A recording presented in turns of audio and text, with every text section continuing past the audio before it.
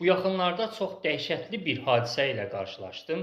Çoxdan tanıdığım yaşlı bir insan, çox böyük, çox yaxşı əməlləri olan bir insan, indi yaşlaşıbdır, nətər olubsa ağzından nalayiq bir söz qaçırıbdır, xoş olmayan söz qaçırıbdır. İlahi, insanlar bunun illərlə etdiyi o yaxşı əməllərin üzərindən necə xətt çəkdilər?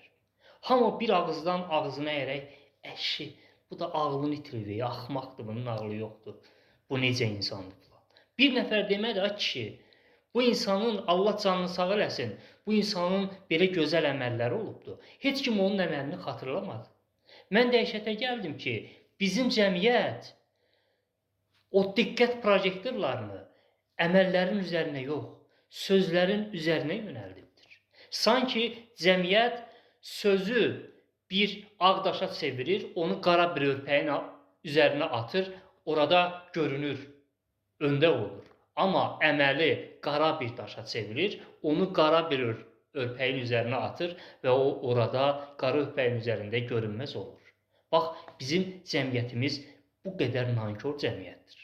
Və mən ən böyük həqiqəti bu dəhşətli hadisənin içərisində tapdım və bu ibrətamiz sözlərimi mən kitabıma yazdım.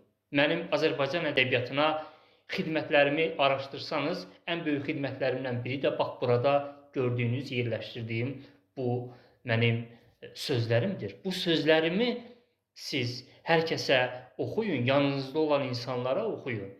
Hətta mən deyirəm onu iş yerinizdən bir ramkaya çevirib onu asın, evinizdən asın.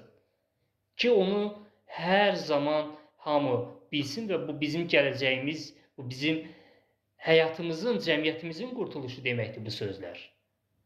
Bu sözləri yadımda qaldığı qədər deyirəm, onsuz da burada yerləşdirmişəm.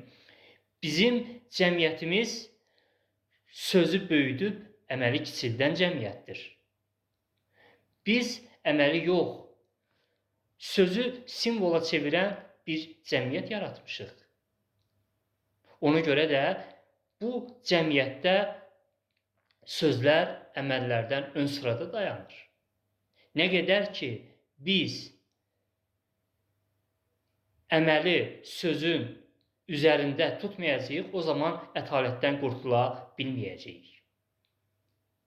Biz öncə